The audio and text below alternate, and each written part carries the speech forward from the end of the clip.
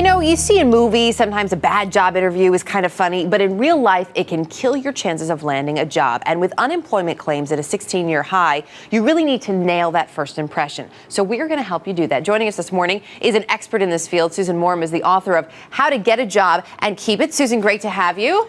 Hello. Good to have you with us this morning. Oh, that's such a great firm handshake. Which is so good. I That's like one that. of the first things to the people I see. That's one of the first things I look for, whether or not I'm interviewing. I don't really interview people for jobs, but a firm handshake makes a big difference. It does. That first impression is everything. And so you want to walk in with confidence, even though you might be feeling nervous, and put a smile on your face and look that person in the eye long enough to remember their eye color, because you want to make a good connection. And then you can break, but you want to maintain that eye contact during the interview. Okay, I should point out you have lovely hazel eyes, Susan. Well, thank you. The other thing you want to do, I know, when you come into that interview is really make sure you know what this company is all about. You have to be prepared. You need to do your homework. So before you go in, you want to do some research about the company, about the industry. You want to have specific questions prepared so that you can sell yourself effectively and ask intelligent questions and set yourself apart from others. So should I be asking questions about where the industry is headed, where the company is headed, based on the news or based more on day-to-day operations? You want to know, do your own research. So you want to go to the company website.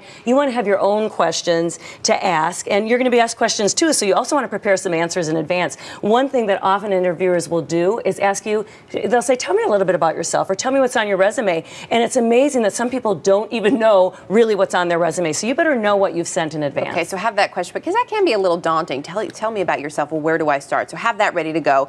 Beyond that, the way when you make that eye contact, you do that handshake, but just the way you look can really have quite an impression. It is. First impressions happen instantaneously. So you want to look good, because the first thing that they're going to see is you. What you wear is important. You want to have your interview suit. You want to dress to impress. You want to pay attention to details. It's all the little things that are being noticed.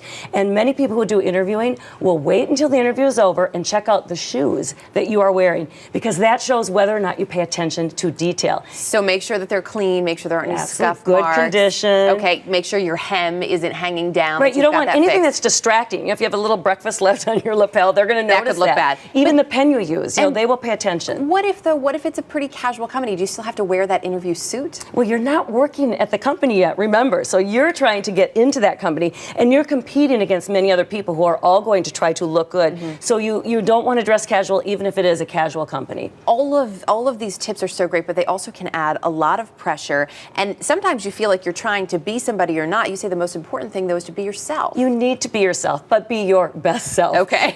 The thing is, the more prepared you are, the more comfortable you will feel. Everybody is nervous for a job interview, and that's to be expected. But you don't want to make the interviewer feel uncomfortable, because if you're really nervous and uptight, you're not going to be able to connect. And it's all about making a connection and standing out and being the one that is remembered. And part of that is being positive, too, having a positive attitude. Of course, you have to go in, and there's a lot of doom and gloom out there, but there's also opportunity. There still are jobs available, and you want to be an optimistic person. You want to go in with energy and enthusiasm and be the kind of person that people would want to work with and be around. And another way to make them remember you, too, I know, is with that thank you note, and not on email. You can send a quick email if you want to follow up, but a handwritten, personalized note is key, and you will be remembered. Not enough people do this step. They think it's oversell. Well, you can't oversell, but you can be pesky. You don't want to do that. But if you follow up with a thank you note, that could make the difference, and you could be the one hired because of that little detail. Great things to think about. Susan Morem, a career expert. You're also the author of How to Get a Job and Keep It, advice we all need right now. Great to have you with us. Thanks. Thank you for having me.